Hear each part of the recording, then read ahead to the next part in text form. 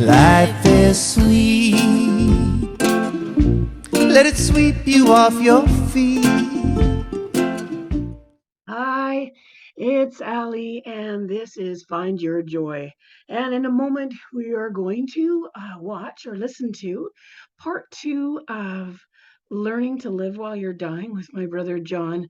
And there was just a little bit of banter at the beginning that I thought, I'm going to do a separate introduction so that we don't miss that. Anyways, to let you know, my brother has had his second surgery now. That was done the day after the video that you're about to listen to. And that went really well. He's healing well, and it'll be another month or so before they'll have another MRI and know how things are doing. But I will keep you updated. But for right now, I'm going to get back to it. Find Your Joy with my brother, John Perry. And here we go. Candace, if you walk by, you're going to be videotaped. Ellison wants videos of you. She wants you naked if you can do it. Maybe it'll actually bring more people on. So I'm going to leave that's staying on, just so you know. Hi, this is Ali, and this is Find Your Joy. And that is not being edited out, I promise you. So welcome to Lessons from a Dying Brother. Who's dying? That's right. Gosh, shh, it's a surprise. We're not going to tell you. You're going to be so surprised. Okay, let me know when and I'll be surprised. That's right. It'll be so exciting. Oh my gosh. So, thanks for being with me again. And we're getting, prepared in life. And it's interesting because I was thinking about this. Now tell me again, Jacob, your son Jacob had said something to you. And that was? Oh, he goes, I'm trying to get the kids to talk a little bit more to help them go through realistically the final times, because all of a sudden a year ago they hear that their dad has a tumor and it has so much time to live, and it's a shock to the family. Yeah. So I've spent time with them. I'm trying to get them to talk. Sometimes they do, sometimes they don't. But about a week or two ago, and he goes, "Dad, how does it feel knowing that you have a pending doom?" You know what I mean? So I just said that I'm good. I'm good at it. You know what I mean? I'm not making a big deal about it. I was told that I have a certain amount of time left. So I'm choosing, like I chose over the last 40 plus years, it's not what happens to me. It's what you do about it. I think it's Mitchell is the guy who said that. But the whole idea is, so I have a brain tumor. I can't do anything about it. So how can I continue on?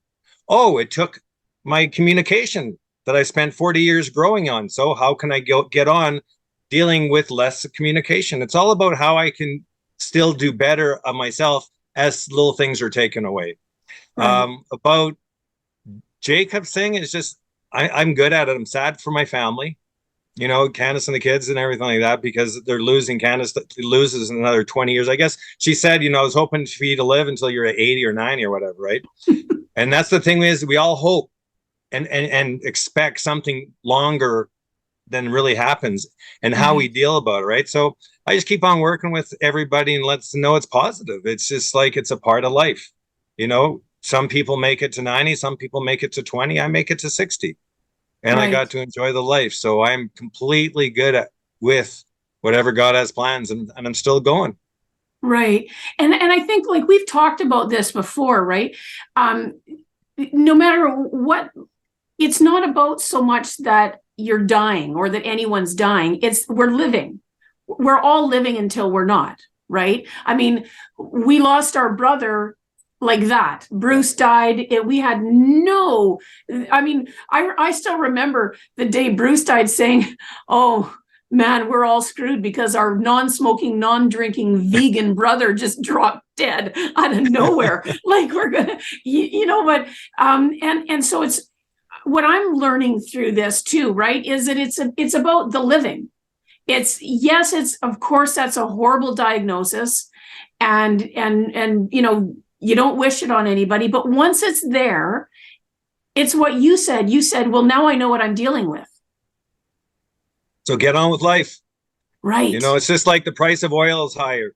Well, now you know. Stop complaining about it. Get on with life. That's right. The food is more expensive now. Well, it's always been more expensive. So now you know. Get on with life. Stop focusing on the negative and making it your whole life. Like if we start each day thanking God for what we've have, that's like at 100%. And if we start complaining about someone I work with or someone that said this or the driver that did this or do this, now we're starting our day at 90 or 80%. And then throughout the day, it's just going to be more negative and more negative. And by the time we get home, it's at 30%. And then we're tired. We have our wife and kids to deal with, and we're trying to focus on them because we didn't let go of the negativity when the day started. Right. So just let it go. There's going to be negativity. There's going to be things that don't work out or go your way. It's just the way life is. Don't worry about it. Just get on with life. Right. Make it work. Don't let the world control you. The world's here to knock you down. You control the world. People are here to knock you down. You control the people. My tumor is here to knock me down and take my family away, right? I beat that too. I'm working out.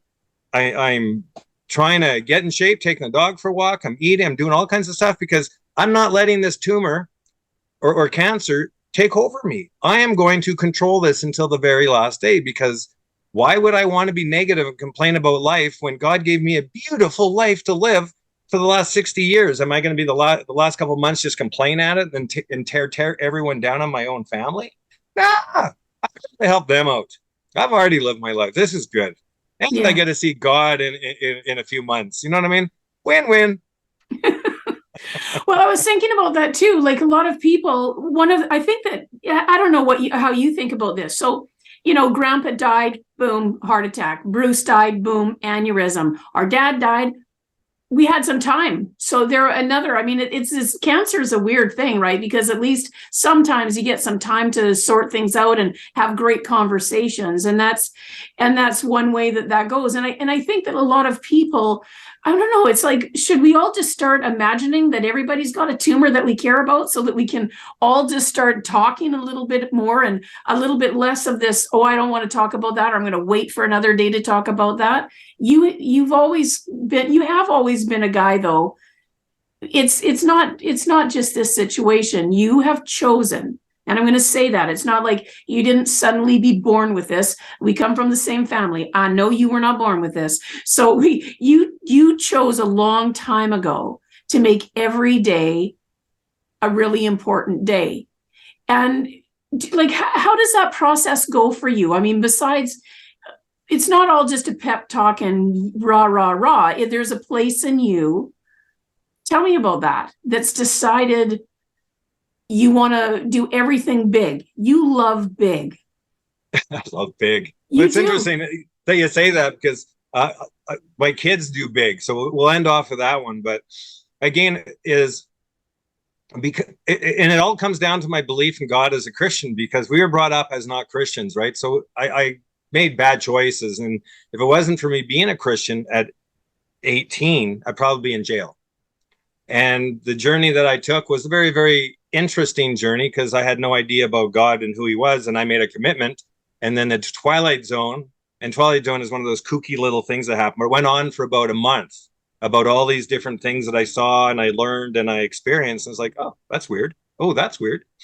To the point I finally was put in the back door of the Holy Rosary Cathedral in Vancouver, saying, we had to lock the doors because we were talking, and this is your only way out. And if they open up the side door and it goes down, there's a gate open and there's a red car. Well, I was a brand new Christian, and all I knew was red was Satan. No, because I didn't know anything about God. So it's like, I'm not going out the back door, God. So after the cops came and I was getting yelled at, they finally let me out the front of the church, right? Because I'm going out the front door of God. And from there, I chose that however I was brought up or everything I was taught, I would do the complete opposite. That means stop smoking, stop drinking, stop breaking things, stealing, stop hurting people. It was all about helping other people and God. And I was bullied growing up. We were in so many different schools. I was in 12 different schools, 20 different homes before I was 18. constantly bullied, like more than you know, and it goes on and on and on. But the Yeah. thing is I could whine about that, or I can use it as, yeah, it happened. It was not good, but you know something? It made me a better person today. So if I spend my time whining about what happened in the past, then I'll never grow up. It's like, yes, this bad thing happened to me. Oh, and this bad, I can give you lists of them, and this bad thing, and this bad thing, but it happened. So how do I get better? Chronic pain, 30 years, and so much surgeries and so much painkillers. I could barely, there was a days where I'd be laying in bed. I couldn't even roll over. I have to lay on a blanket and pull the blanket so I could roll me over. But it's just part of life. So how do I get on the next day? You know, it'd be like, I'm going for my second surgery, for my back surgery, and I'd be the one that's going off the jumping off the side of a mountain into the lake because I'm going for surgery anyway. So why not enjoy life? So it was a choice of no matter what, well, I can say evil or bad things that came against me. And there was nonstop over and over and over everywhere. I was bullied in school. I was bullied at work. People didn't like me because I always was challenging for me to be better than who I was, while the rest of people became average and complainers. And I didn't accept that. I kept on pushing myself. And then I pushed my kids to be that, you know, be better than who you were, you know, push yourself. You know what I mean? Like Jacob is doing scuba diving and skydiving as a profession. So not only is he doing the skydiving and everything and scuba diving, but he's taking the lessons to learn and becoming better. And now he's a teacher. Danny is just about a professional football player. And it's like, he's been bullied and he's been fighting this, but we work on each day. Yes, but it's not those things. It's over. Make yourself stronger. Yeah. So when it comes down to these issues, whether it's a broken leg or tumor, wherever it is, it's just another part of life, which is a struggle. Right. So do we choose to be a struggle and whine about it and ruin everybody else's life to make sure that they know that we're hurting? Oh, what do you mean? No, I'm hurting more than you. No, I got a tumor. Well, actually I got two now off my bucket list. Yeah. But I got two tumors and I got another surgery. But if I didn't have the first surgery, I would have been dead by January, February, March, April, May, June. Right? So it gets me to now. And now if I didn't have this one, I would have been 3 months. So now I got another maybe 6 to 9. It's not about whining. It's about accepting everything that we're given today. And you know, there's days that it's just going to hurt and cry and painful. And you want to just lie down and shake in bed. Do it. But don't let that control your life. Right. If you haven't gone for a walk, get up and take 1 step and then lay down. And then tomorrow take 2 steps or read 1 book or 1 chapter or 1 word. Always do something more to push yourself because no one else will do it for you. Right. And the world will tear you down. The tumors or the sickness that we have or the evil in the family or whatever is bothering you, they're here to take you down. You have to break it off, take control, and just say, this is my life. And I'm going to control it the way I want it to be. You're going to make me hurt for 35 years? Great. I'm going to be the top salesperson hurting for 35 years. You're going to give me 2 tumors that take away my words that I can't talk anymore? Great. I'm going to do something else, which I am. You know, I'm doing a bunch of other stuff. I did a video just doing the Fear Release on the video. I can play Fear Release now. But it's just always do something better and stop focusing on the negative. And that's what keeps me going. It's just, why would I want to be negative, be average, be that one that's complaining all the time about how everybody's let me down and done this? It's not about them. It was never about them. It's about us making choices and either choose to fight what's being against you or you choose to give up. And my family, Candace, Jacob, Daniel, Matthew, they're all choosing to be better. And it's going to be a struggle. We're in pain. We're hurting ourselves, but you got to struggle more and get better and more and get better more. So I hope that helps out. Yeah, no, I think it's beautiful. And I think that, you know, right around the whole thing, like why I started this podcast and everything, the Find Your Joy is that's the point of it for me, is that I understand, like you're saying, if a person needs to lay down and shake for a while, that's okay. Nobody's judging that. Do what you need to do in that time. But remember that there is hope and there is joy and there is a next step to take and there is a way out of this. And sometimes I get it. It feels like there's not a way out of it. But we're Yeah. talking, what you're talking about is, it doesn't have to, you know what I'm hearing, a little bit of what you're saying is, or this is what's coming to mind for me anyways, is that sometimes, like you said, just take that one step and then tomorrow take two. Because I think sometimes someone thinks, I wish I could do a 5K marathon. And they either can't or feel like they can't, whichever at the moment, whatever their condition is. But what happens is, I think sometimes people give up because they think they've got to make that whole 5K. And what you're encouraging people to do is, just take a step, like literally one step. And if you need to go lie down after that, then go do that. You're not talking about not loving on yourself or not having self-care. It's then maybe tomorrow you can do 2 steps. It's just, don't stop doing the thing. Don't stop moving forward. And that's what I hear you're talking about. And I like that. I also liked what you said about, I'm just trying to recall it here. I should have written a note because I'll forget. But it's not about the other people. And I love that, because sometimes when stuff's going on, it can feel like the other people. We can start to, social media is so full of that, right? People are comparing themselves to a person that's just really, it's kind of a front. Like, you and I were talking about this, right? Like, maybe I'll make a whole calendar of like my crappiest days, right? Like, I put makeup on before I came on here, right? Like, I try to sit up and, do this little bit of thing, but maybe I'll do a whole calendar of like the worst days that I have ever, because social media tends to be, it doesn't people show their beautiful meals. They don't show the messy kitchen that they had after that, right? People show, this is me with makeup sitting up straight. They're not showing the other part. I guess what's making me think that is that what you're talking about is, let's not compare. Let's just do the most that we can with whatever time it has, whatever we have in front of us to do it with, and just be grateful, right? You're talking about gratitude and loving each other and doing the very best with whatever it is that we have. And I love that. It's a powerful message. And it's like, people are like, oh, people say that. Yeah, people say that, but we need to keep hearing it. And we need to keep doing this. One of the things in my sales book is affirmations. And I did this even before all this stuff too. But you got to think that I say everyone, there's a lot of people, I'll change it to a lot or some, but have negativity every day in their lives. Yes. No one has given them any positive affirmation. All they're doing is saying, you're doing this wrong. You're doing this wrong. You suck. Oh, you're making me look bad. Right. Right. So on my affirmations, it's like 365 plus 1, like for the 4th year, I guess it is, when I get 1 in February. But it's like, I tell people, find 5 affirmations. I am wonderful. I am appreciated. I am loved. I'm going to win this race. I'm going to be the best, whatever it is. But you stick it on your mirror, and then you look at it morning and night, and you look at yourself in the mirror at yourself, and you say these affirmations out loud to yourself. And you do it for months. Well, you should do it forever. But the thing is, what you're doing is you're retraining yourself the truth.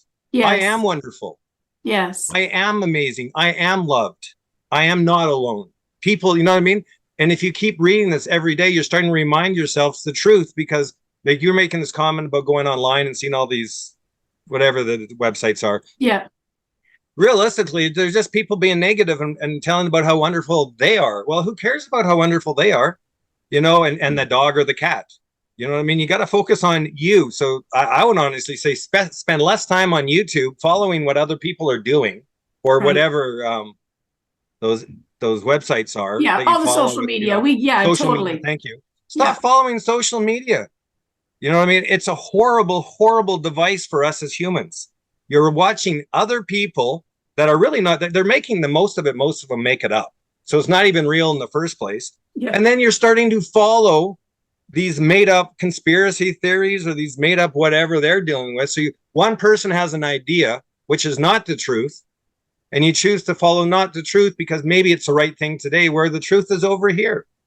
So it's just, I think, I see what you're saying, because because we don't really, we tend to be a bit of squirrel, right? We sort of, yeah, exactly. Like we see one thing and we just, it's just about look in the Yeah, mirror. keeping our blinkers on. Yeah. And Life just one is step out, in take front them of, off. yeah. You know, God And gave us to see all around the world, not just here, yeah, compared to who's telling you to look here. No, no, no. You see the world. That's why I love the end of my life, is because I am seeing the world. You know what I mean? The sunshine, the birds, the animals. You know what I mean? That's what life is all about. It's not about being stressed out because someone cut you off at work. It's about the sunshine. It's about, you know what I mean? We live in a time in Canada, which is number one, the most um, good countries to live in, but we have water beside us. We have a toilet beside us. We have food beside us. Majority of the world doesn't even have that. And then we complain because we don't have more. No, no, no. You got to appreciate and love God for what we have instead of always asking for that more. I've got 20 shirts. I need 21. I've got 3 cards. I need 4. No, you don't. Give one away. You know, it really comes down to is we're focused on ourselves and the world instead of focusing on God and all the other people in the world that need the love, because we got it. We give ourselves love and let's share with everybody else. yeah. Oh, that's beautiful. I love that. I love that. And if you were going to right now look at how am I going to ask this question? If you were going to right now look at someone who is younger than you or is facing something challenging, maybe we'll end on this. I was making that joke earlier, the lessons from our dying brother. So what do you want to tell people if this is well, it's not going to be the last, but it's the last day with his hair, because I'm getting my hair cut tonight to go bald so they can cut me open again. So I thought, why not me control the hair too? So that's gonna be good. That's right. So just I don't know, I'm putting you on the spot here, but if you're going to talk to someone, I'm going to ask you to tell a few people. Tell me something that you'd like to share with other husbands about loving their wives. You're very good at that. No matter what I answer of all your questions, it's always going to come down with the first thing is put God first. God created this beautiful world, put him first, and stop putting ourselves first. Okay. That is, you know what I mean? In the Bible, God first, then people first, and then we are not on that list. So we've got to learn to take ourselves off the list. And if we take ourselves off the list and thinking that we're better than God, then we'll start realizing that we already are living a good life. Right. Right. So, but when it comes down to life, and this is what I tell my kids. No, I said wife. I said, what would you tell other men about how to treat their wife? Yeah, and I just want to go there. So life is really, really hard growing up, not being married or being with anybody realistically. And we've got to be able to appreciate who we are and be thankful for who we are, right? And not hold grudges and not hold this or that and blame people. We've got to get at peace, right? And then when you're with somebody, it's 50-50. It's not she does all the cooking and she does all this and she does all this and you just come home from work or vice versa. Everything is 50-50. You know, you're going to have two people that you grew up one way and taught one way and learned one way, and then they came up and they learned one way and they're different. And then you've got to come together and learn to become one and make it work. And a couple of the key things that you have to remember is you guys are going to have problems in a relationship. You don't need to break up. You don't need to leave the wife or the kids and everything because you had a disagreement. You're there to make things work for good and bad. And there's a lot of good, but honestly, there's a lot of bad. And you're supposed to do this together. And that is the most important part, is do it together. And then honestly, what I did in my book, Love is More Than Flowers and Chocolates, always do something more for your spouse. You know, don't just buy them something, make them something, do something, take them out for something, tell them you love them, have a little something saved for them. They're stressed out anyways, and you guys are living a life, but you have to give a little more all the time. So how can you give a little more to your mate that just tells them that they love them. You know, make whatever on the birthdays. Design something for the Valentine's Day. Just don't buy it because you forgot to buy it, so you got to buy flowers. You make something that might take 3 or 6 months. I did cross stitching, I think it's called. Yeah. I remember. Holy man, I thought that'd take me 3 hours.